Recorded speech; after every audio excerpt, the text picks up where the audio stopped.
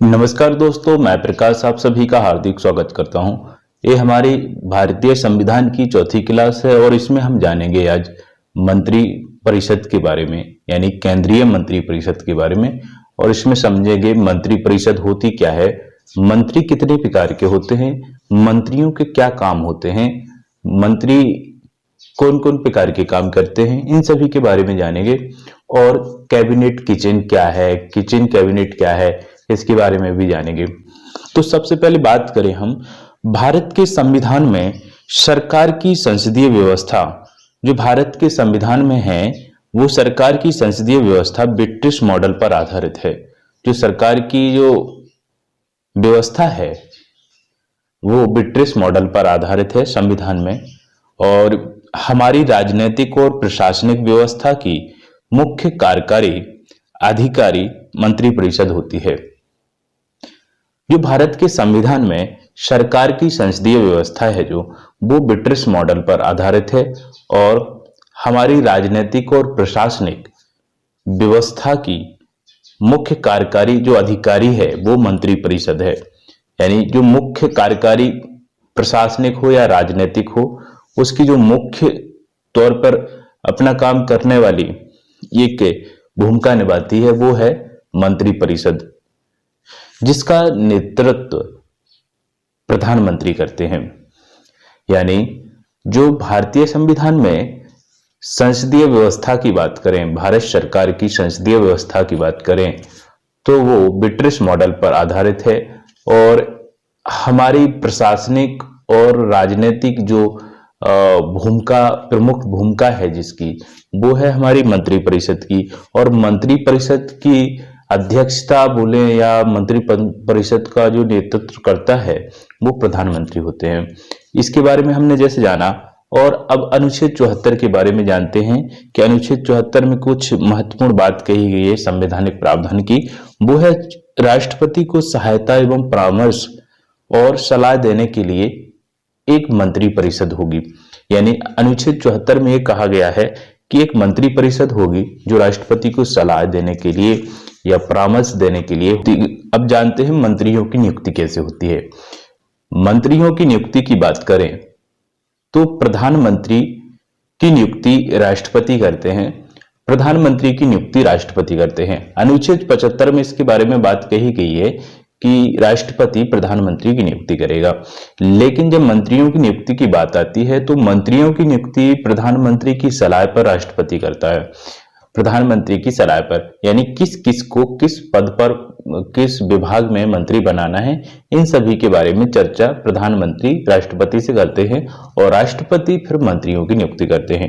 इसके बारे में हमने जाना और समझा। इसके बाद हम बात करें मंत्री परिषद की संरचना की। अब संरचना के बारे में जानते हैं, मंत्री परिषद की संरचना क्या होती है। मंत्री परिषद की संरचना की बात करें तो मंत्री परिषद में मंत्रियों की 3 श्रेणियां होती हैं। जो मंत्री परिषद है उसमें मंत्रियों की 3 श्रेणियां होती हैं, कैबिनेट मंत्री, राज्य मंत्री और उप मंत्री। ये 3 प्रकार की श्रेणियां होती हैं। और मंत्री परिषद में 3 प्रकार के मंत्री होते हैं, कैबिनेट मंत्री, राज्य मंत्री और उप मंत्री। अब इनकी बात करें, इनके बीच में जो अंतर होता है वो अंतर होता है इनकी पदक्रम से, वेतन से और राजनीतिक महत्व से। सबसे पहले हम कैबिनेट मंत्री की बात करें तो कैबिनेट मंत्रियों के पास केंद्र सरकार के महत्वपूर्ण मंत्रालय होते हैं, जैसे गृह, रक्षा, वित्त, विदेश और अन्य मंत्रालय होते हैं। प्रमुख मंत्रालय यही हैं। वे कैबिनेट सदस्य होते हैं और इनकी बैठकों में भाग लेते हैं। कौन? कैबिनेट मंत्री हैं जो कैबिनेट सदस्य होते हैं और इनकी बैठकों में भाग लेते हैं कैबिनेट की, तथा नीति निर्धारण में महत्वपूर्ण भूमिका भी निभाते हैं कैबिनेट मंत्री। जो नीति निर्धारण जो होती हैं उनमें महत्वपूर्ण भूमिका कौन निभाता है? वो निभाते हैं हमारे कैबिनेट मंत्री। इसके बाद हम बात करें इनके उत्तरदायित्व की, तो इनकी परिधि संपूर्ण केंद्र सरकार पर है। जो केंद्र सरकार है उस पर संपूर्ण पे इनकी परिधि होती है। केंद्र सरकार में इनकी अहम भूमिका होती है केंद्रीय मंत्रियों की, यानी कैबिनेट मंत्रियों की। कैबिनेट मंत्रियों की सरकार के साथ केंद्र सरकार की अहम भूमिका होती है। अब इसके बाद हम बात करें राज्य मंत्रियों की, तो राज्य मंत्रियों को मंत्रालय विभागों का स्वतंत्र प्रभार दिया जा सकता है। पॉसिबिलिटी है कि इनको स्वतंत्र प्रभार दिया जा सकता है अथवा उन्हें कैबिनेट मंत्री के साथ सहयोगी बनाया जा सकता है। तो को कैबिनेट मंत्री तो ऐसे होते हैं कि कैबिनेट मंत्रियों के पास एक स्वतंत्र प्रभार होता है, कोई भी विभाग होता है, जैसे रक्षा मंत्रालय हुआ, रक्षा मंत्रालय, गृह मंत्रालय, वित्त मंत्रालय, विदेश मंत्रालय, सभी प्रकार के जितने भी कैबिनेट केंद्र सरकार के पास मंत्रालय होते हैं, उन सभी के प्रमुख मंत्री होते हैं, कैबिनेट मंत्री होते हैं, उनके पास उन्हें मंत्रालय दिए जाते हैं। लेकिन जो राज्य मंत्री हैं उनको किसी भी प्रकार से स्वतंत्र प्रभार किसी विभाग का दिया जा सकता है। लेकिन ये जो राज्य मंत्री होते हैं कैबिनेट मंत्रियों के सहायक होते हैं, सहयोगी होते हैं। इनका बात करें, जैसे मैंने बताया है, सहयोग के मामलों में इन्हें कैबिनेट मंत्रियों के मंत्रालय के विभागों का प्रभार दिया जा सकता है सहयोगी के तौर पर। कैबिनेट जैसे ज्यादा भार आ गया कैबिनेट मंत्री तो उनके सहयोगी के आधार पर किसी मंत्रालय का इनको प्रभार दिया जा सकता है और मंत्रालय से संबंधित कोई विशेष कार्य सौंपा जा सकता है और मंत्रालय से संबंधित कोई विशेष कार्य है उसको भी सौंपा जा सकता है। किसको? राज्य मंत्रियों को। तो हमने यहाँ पे जाना जो राज्य मंत्री होते हैं, राज्य मंत्री कैबिनेट मंत्रियों के एक प्रकार से सहयोगी होते हैं।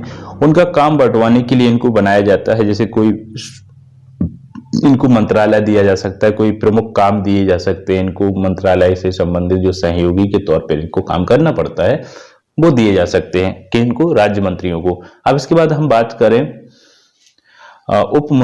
उप मंत्रियों की। तो उप मंत्रियों का क्या काम होता है? उन्हें मंत्रालय का स्वतंत्र प्रभार नहीं दिया जाता है। जैसे कि हमने देखा कि राज्य मंत्री होते हैं, राज्य मंत्रियों को मंत्रालय का स्वतंत्र प्रभार दिया जा सकता है और मिलता भी है।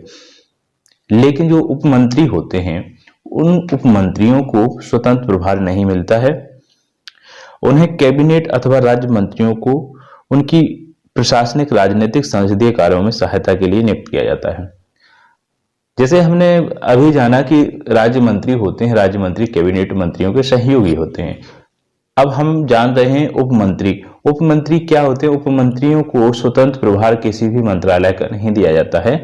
इनको नियुक्त किया जाता है कैबिनेट मंत्री और राज्य मंत्रियों के सहयोगी के तौर पर।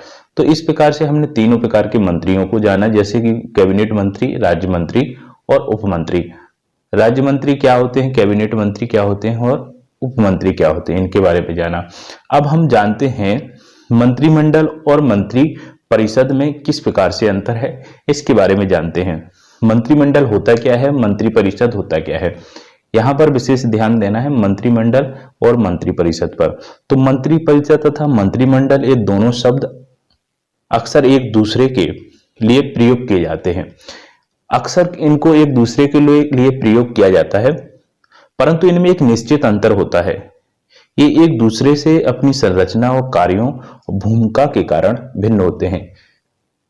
मंत्रिमंडल और मंत्री परिषद दोनों के लिए अक्सर एक शब्द यूज करते हैं, प्रयोग करते हैं, परंतु इनमें निश्चित अंतर होता है। वो इनका अंतर होता है इनके कार्यों का, संरचनाओं का और इनकी जो भूमिका है उनके आधार पर इसमें अंतर है।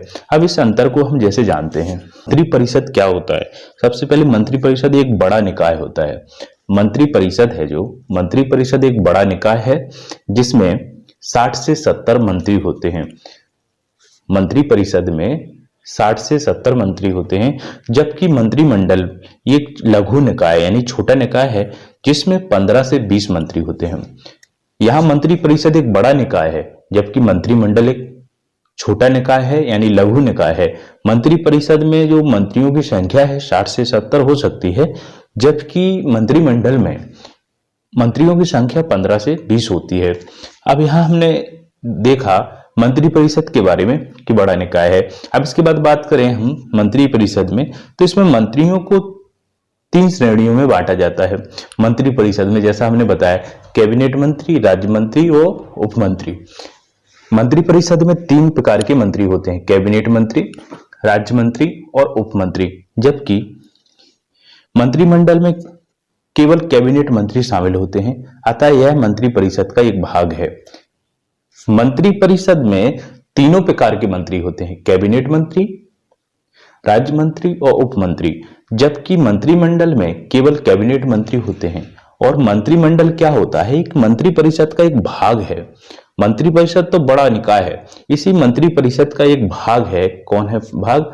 वो है हमारा मंत्रिमंडल। मंत्रिमंडल में केवल कैबिनेट मंत्री होते हैं। अब इसके बाद हम बात करें, यह सरकारी कार्यों हेतु एक साथ बैठक नहीं करती है, इसका कोई सामूहिक कार्य नहीं है। जो मंत्रिपरिषद है वो सरकारी कार्यों हेतु बैठक नहीं करती है, सरकारी जो कार्य होते हैं उनके लिए बैठक नहीं करती है मंत्रिपरिषद, और इसका एक कोई सामूहिक निकाय या कार्य नहीं है।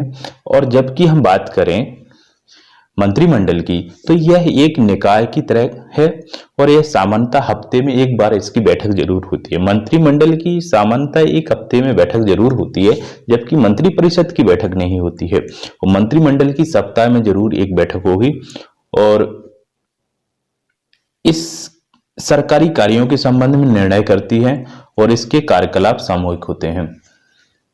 अब यहाँ पे हमने जाना मंत्रिमंडल के बारे में कि मंत्रिमंडल की सप्ताह में एक बैठक जरूर होती है और यह जो सरकारी काम है इनके इस काम में महत्वपूर्ण भूमिका मंत्रिमंडल निभाता है। जबकि ये लघु निकाय मंत्रिपरिषद का मंत्रिमंडल भाग है और इसमें कैबिनेट मंत्री रहते हैं, इसमें कैबिनेट मंत्री रहते हैं। मंत्रिपरिषद में कैबिनेट मंत्री रहते हैं, राज्य मंत्री रहते हैं, उप मंत्री रहते हैं, जबकि मंत्रिमंडल में केवल कैबिनेट मंत्री रहते हैं।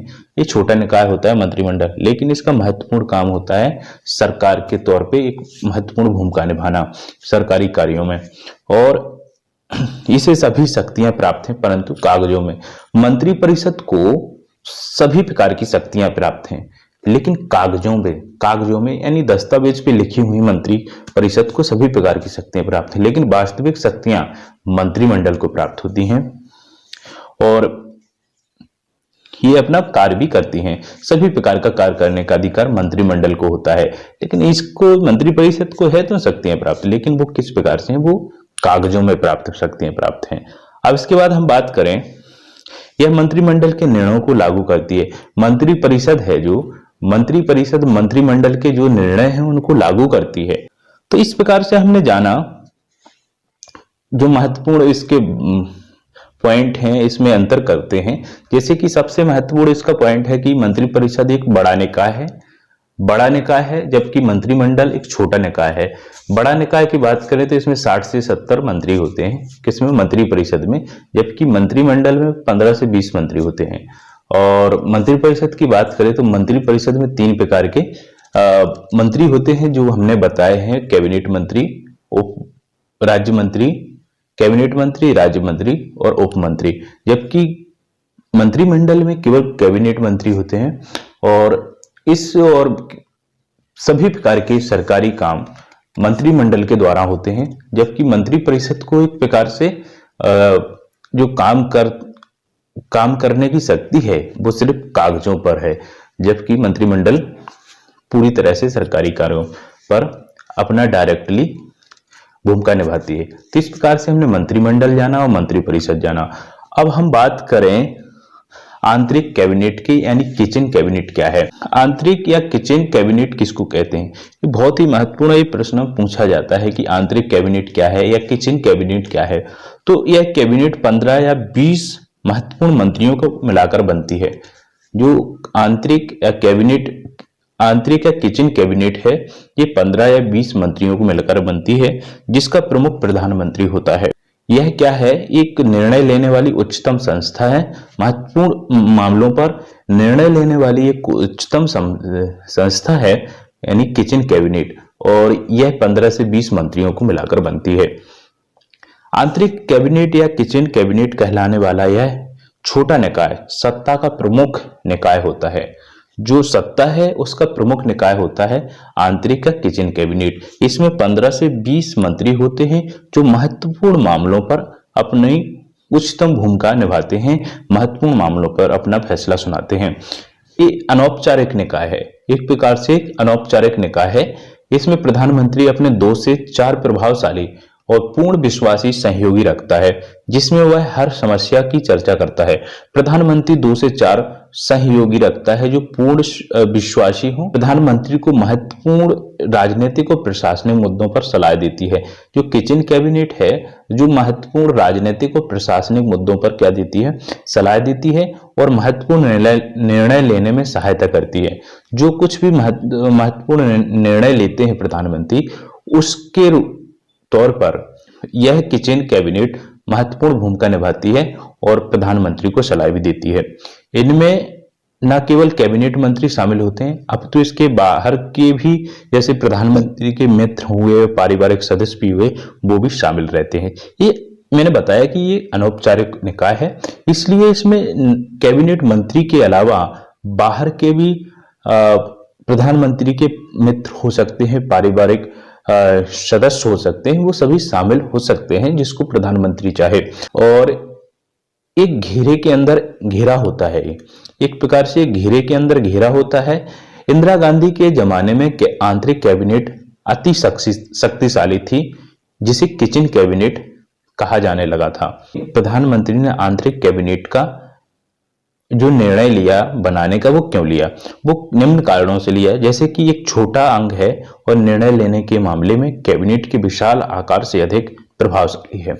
जो कैबिनेट है वो विशाल आकार का है, लेकिन ये छोटा निकाय है, तो यह निर्णय लेने में आसानी है इसमें, और बुद्धिजीवी व्यक्तियों को प्रधानमंत्री अपने पास सलाह के लिए रखता है, और एक विश्वासकारी जो व्यक्ति हैं उनको भी रखता है, जिससे प्रधानमंत्री सभी प्रकार के मुद्दों पर चर्चा करता है और उनसे सलाह भी लेता है। इसकी बैठक होती रहती है और यह सरकार के कार्यों को बड़ी कैबिनेट की अपेक्षा अधिक तत्परता से निपटाती है।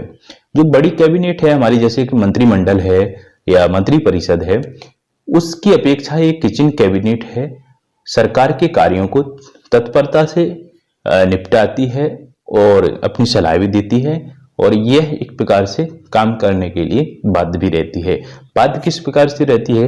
प्रधानमंत्री की एक अपनी पर्सनल होती है किचन कैबिनेट जिसको बोलते हैं, और इसमें प्रधानमंत्री अपनी हर प्रकार के मुद्दे पर चर्चा करता है और उस मुद्दों पर काम करने के लिए तत्पर रहती है कैबिनेट किचन।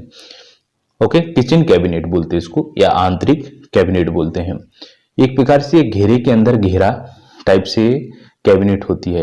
यह प्रधानमंत्री को महत्वपूर्ण राजनीतिक मामलों के मुद्दों पर निर्णय लेने में गोपनीयता बरतने में सहायता करती है। और ये क्या काम करती है कि प्रधानमंत्री को महत्वपूर्ण राजनीतिक मामलों में उनके मुद्दों पर निर्णय लेने में गोपनीयता बरतने में सहायता करती है। इस प्रकार से हमने जाना मंत्रिपरिषद, मंत्रिमंडल के बारे में, मंत्रियों के बारे में। मिलेंगे अगले वीडियो में, तब तक के लिए नमस्कार।